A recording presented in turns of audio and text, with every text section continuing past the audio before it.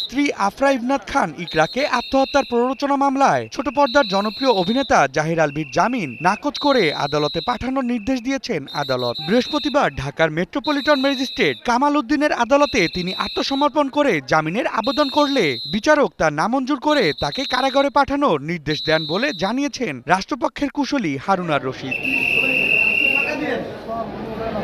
গত ২৮ ফেব্রুয়ারি আলভীর মিরপুর ডিওএইচএস এর বাসা থেকে ইকরার ঝুলন্ত মরদেহ উদ্ধার করেন পরিবারের সদস্যরা। দীর্ঘদিনের পারিবারিক কলহ এবং বিভিন্ন ধরনের নির্যাতনের কারণেই ইকরা আত্মহত্যা করতে বাধ্য হয়েছেন বলে উল্লেখ করে ঘটনার দিনই মামলা দায়ের করেন ইকরার বাবা কবির হায়াত খান।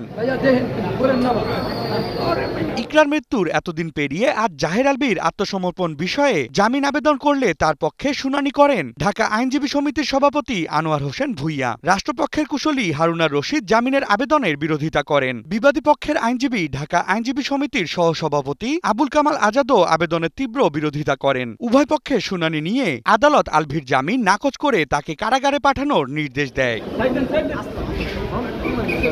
এ সময় আলভীর স্ত্রী ইকরার আত্মহত্যা প্ররোচনা মামলায় রাষ্ট্রপক্ষের আইনজীবী হারুনার রশিদ বলেন, আপনারা জানেন এই মামলাটা বাংলাদেশের একটা আলোচিত মামলা। নাট্য অভিনেতা জাহের আলভীর স্ত্রী ইকরা আত্মহত্যা মামলা। আজকের এই মামলার মূল আসামি জাহের আলভী স্বেচ্ছায় আত্মসমর্পণমূলক বিজ্ঞ আদালতে জামিন আবেদন করেছেন। আমরা রাষ্ট্রপক্ষ বাদীপক্ষ এই মামলার আসামির জামিনের বিরোধিতা করি। আমরা বিজ্ঞ আদালতকে অভিহিত করি এই আসামির সাথে ডিসিজড ইকরা ২০১৩ সালে প্রেমের সম্পর্কে বিবাহ হয় এবং তাদের দাম্পত্য জীবনে ৫ বছরের একটি পুত্র সন্তান রয়েছে। গত ২ বছর থেকে এই আসামি জাহের আলভী বিভিন্ন মেয়েদের সাথে পরকীয়া সম্পর্কে লিপ্ত। সেই পরকীয়া সম্পর্ক থেকে এই ডিসিজ ইকরার সাথে দাম্পত্য কলহ চলে আসতেছে। দীর্ঘ ২ বছর থেকে জাহের আলভী এই ডিসিজ ইকরাকে বিভিন্নভাবে শারীরিক ও মানসিক নির্যাতন করেন এবং আত্মহত্যায় প্ররোচনা করেন এবং বিভিন্ন সময় এই ডিসিজ ইকরাকে বলেন যে তুই মরে যা, তুই মরে গেলে আমি শান্তি পাবো, তুই আত্মহত্যা কর, এই ধরনের উস্কানিমূলক কথাবার্তা দিয়ে সংসারে একটা অশান্তি সৃষ্টি করে এবং এই ডিসিজকে আত্মহত্যায় প্ররোচনা করে।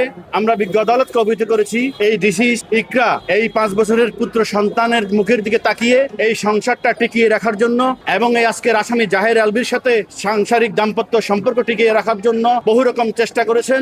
সব রকম চেষ্টায় ব্যর্থ হয়ে এই আসামির প্ররোচনায় ডিসিজ ইকরা আত্মহত্যার পথ বেছে নেয়। Desk report, news 24।